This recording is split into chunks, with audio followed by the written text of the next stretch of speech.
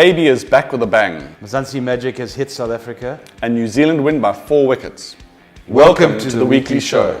Mzansi Super League's got me gripped. I'm a fan already. There've been some great close matches, a lot of big scoring, quick scoring by guys. AB de Villiers back, incredible. I thought his knock was absolutely amazing.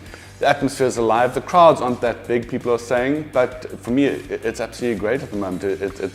It's giving opportunities to players, and it's something international and exciting. What are you enjoying so far? I'm enjoying the young rookies are starting to actually say that they're learning from ex-players, well-known players, international players, Proteas players. They're learning how they train. So you've got a guy like Dale Steyn at the Cape Town Blitz. Younger fast bowlers that are there, Nokia. They're seeing how he operates, how he trains in the nets, what he does. They see the professional attitude that Steyn has, and that for me, that's what I want to see from the Mzansi Super League. That's what I was hoping to see. It's similar to what we saw in the IPL with young rookie players learning from world stars, and I think it'll only get better as the tournament goes on and in the years to come. And what specifically about Nokia have you liked? I mean, he's got a great lot of pace and he's very combative, but what else have you liked about him? What's impressed you about him?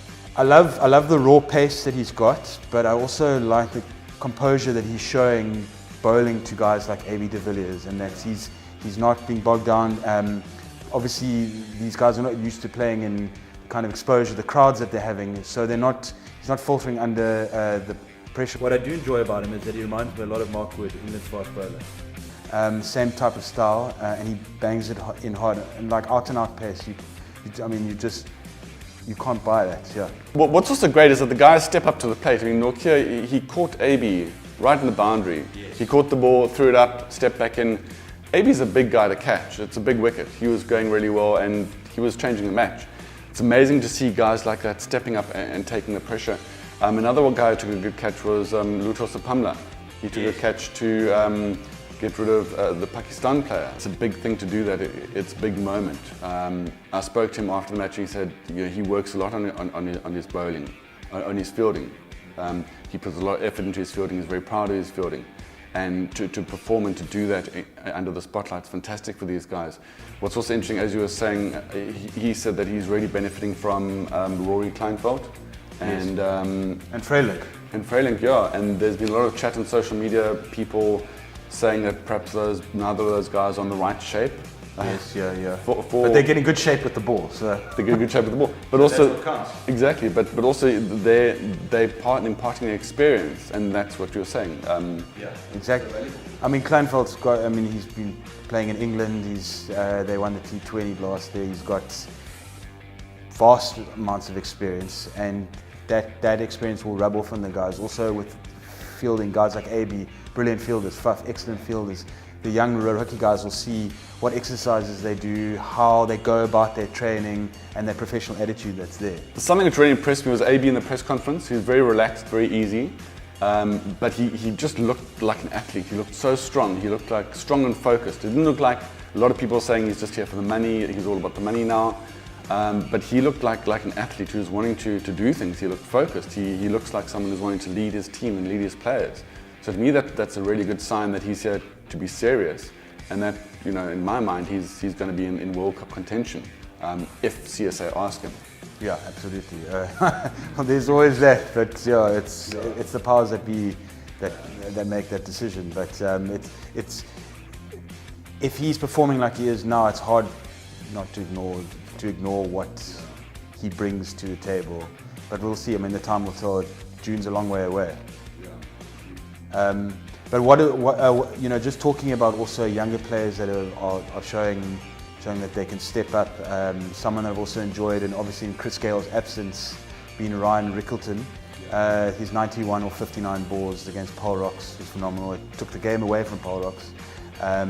He's only 22, I believe, and he's got a first-class average of 43. Though he's still young and raw, perfect platform. Gives these guys exposure. We wouldn't have known really who Ryan Rickleton is for the normal folks in social media. We're not able to see the four-day games. They're not televised. So the exposure he got with that, it's massive. It's huge. And he was 9 runs away from a well-deserved ton. another future star that's on the cards. It's interesting. Chris Gale's one of the heroes of T20 cricket, and he disappears, and you think, oh, we've lost one of our main players.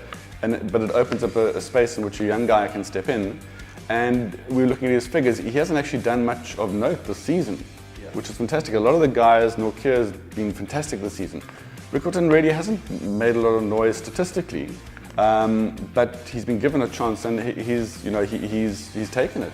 And that's what the World Cup's going to be about as well. It's going to be not just who's in form now, but just who's going to actually take the chance when they get it, which is difficult for selectors, but it just shows how you can come from nowhere and actually perform.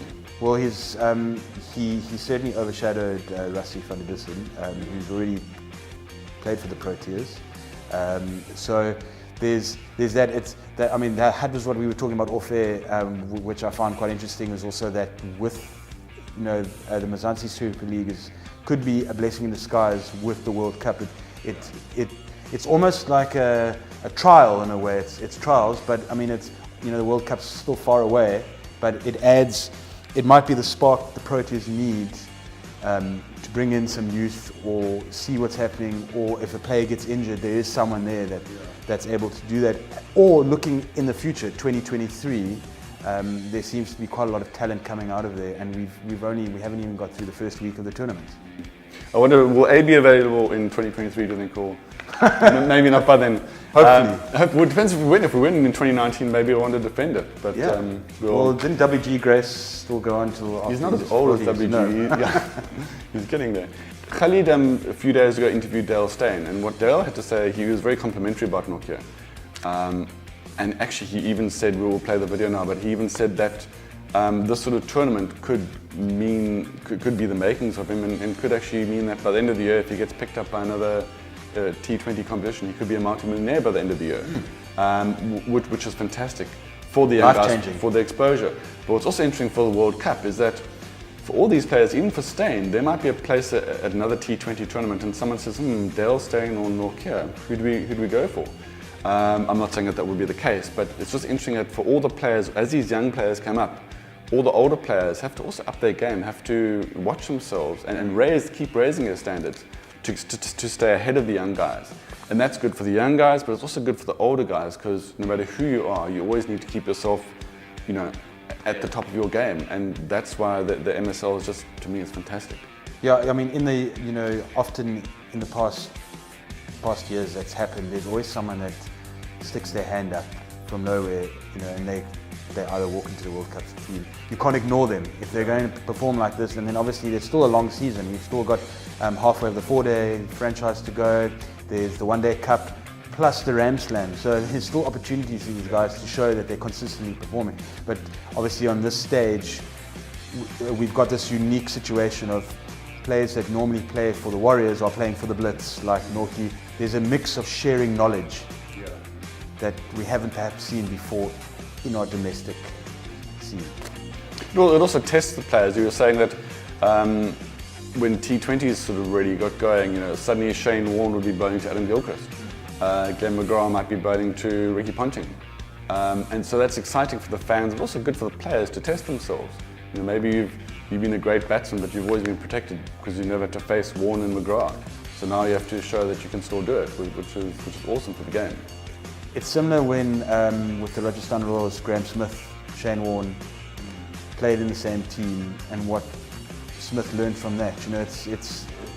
There's information that he knows, and also saying, oh well, so and so plays it like this, or he often hits the deck like that. There's a specific kind of sharing intimate stuff that they wouldn't in the change room. Now it's shared there, that shared information. Something else which is great, I've really enjoyed watching the 4-day series this year. What's going to be great now is for all these guys who are suddenly getting more into the public face. When the MSL finishes, there's probably a lot more interest in watching the guys now in the 4-day series, watching them in the Ram Slam. So that's also another good thing for the MSL. So the fact that these guys are more in the public eye, and the public are getting more interested in players that they didn't know about, is fantastic for the game as a whole. What has also been interesting about Mzansi Super League has been the production of it. It's looked very much world class. The commentators, they've still got to find their way, It's been nice to hear a few ex-Proteas talking. The commentators have obviously been quite interesting. There's a few of the SABC old guard, but what have you felt about the new ones there? They've had a few English chaps. What's been your take on the commentary? Well, I actually like, there's one Zulu commentator, or actually Lance Klusener, who we used to call Zulu, and he was commentating on the Durban Heat match, and I was really interested because I've interviewed Kaya Zonder twice in the last sort of 3 or 4 weeks. Fantastic guy, an amazing cricket brain. I really hope he's able to get his scores up to a place where he gets in the team regularly, because to me he's a fantastic cricketer. And he was struggling a little bit in the match for the Heat. Lance Klusener played quite a formative role in Kaya Zonder's development, and Kaya speaks very fondly of him. They were kindred spirits, I suppose, for a while. They really had a good coaching relationship. But Klusener, in commentating, didn't sugarcoat it or try to look after his buddy.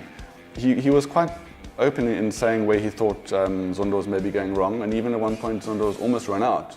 And Klusener wasn't afraid to say that he'd made a schoolboy error, and he was lucky.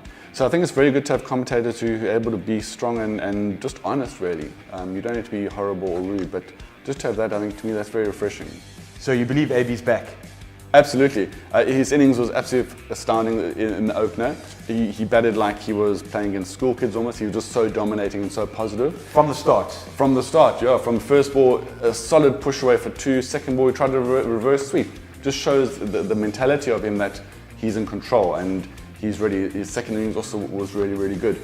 But better than that is that he's such a good ambassador. He spoke to Khalid the other day. So, firstly, with Mzansi Super League, how proud of you to be a part of this?